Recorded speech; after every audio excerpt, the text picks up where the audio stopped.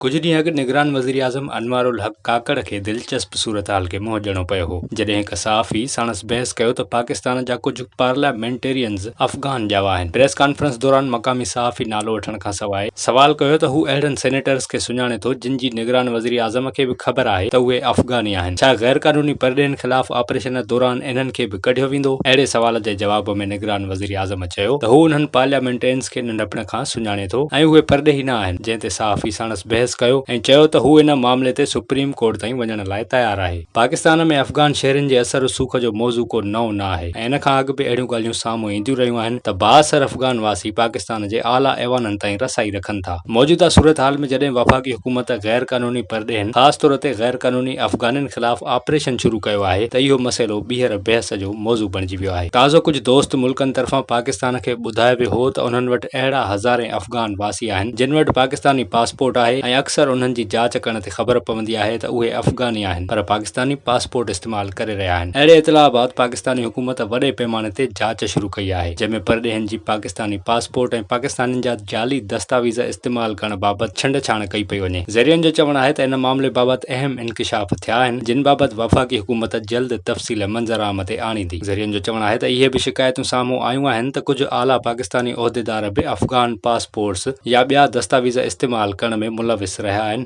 ऐं उन्हनि बाबति जांच थी रही आहे। आला अमलदारनि जे ज़रियनि मूजिबि लाॻापियल हुकूमती इदारा इन बाबति शाहिदियूं गॾु करे रहिया आहिनि ऐं वाज़िह सबूत हासिल करण बाद ज़िम्मेवारनि ख़िलाफ़ कार्रवाई कई वेंदी। नादरा ज़रियनि जो चवणु आहे त वज़ीर आज़म इन हवाले सां वाज़िह ॻाल्हि करे चुको आहे। नादरा कंहिं बि ॼाण खे अवामी सतह ते जारी नाहे कंदो। हुकूमती सतह ते इन बाबति तफ़सील फ़राहम करण जो जाइज़ो वरितो वेंदो। तजिए निगारनि जो चवणु आहे त पाकिस्तान ऐं अफ़गानिस्तान जे सरहदी इलाइक़नि में खोड़ माण्हू नौकरियुनि या कारोबार लाइ ईंदा वेंदा रहंदा आहिनि ऐं इहो सिलसिलो बरतानवी दौर खां हली रहियो आहे जंहिं सबबि किथे न किथे क़ानूनी ख़ामियूं मौजूदु आहिनि। क़िला अब्दुल्ला ऐं चमन समेत ॿियुनि जायुनि तां बि बिना दस्तावेज़नि जे सफ़र थींदो रहियो आहे ऐं रुॻो सुञाणप कार्ड ॾेखारणो पवंदो हो। इहो सिलसिलो आम आहे त माण्हू हिक ॿिए खे नौकरी ते रखी छॾींदा आहिनि ऐं कारोबार जी आछ समेत रिहाइश जी दावत बि ॾींदा आहिनि। पुराणे दौर में इन्हनि इलाइक़नि जा माण्हू जंहिं मुल्क में बहितर मौक़िया हासिल कंदा हुआ उते रही पवंदा हुआ। जेकॾहिं जांच में इन्हनि माण्हुनि जी ख़बर पइजी बि वई त हिननि ॿिए मुल्क जो पासपोर्ट इस्तेमाल कयो या शोहरियत हासिल करे को आला उहिदो माणियो आहे ऐं इन्हनि ख़िलाफ़ कार्रवाई न थी त क़ानूनी मुजारा साम्हूं ईंदा। तजिए निगारनि मूजिबि जेकॾहिं इन मसइले खे मुस्तक़िल हल करणो आहे त सरहदी इलाइक़नि बाबति अहिड़ी क़ानून साज़ी करणी पवंदी।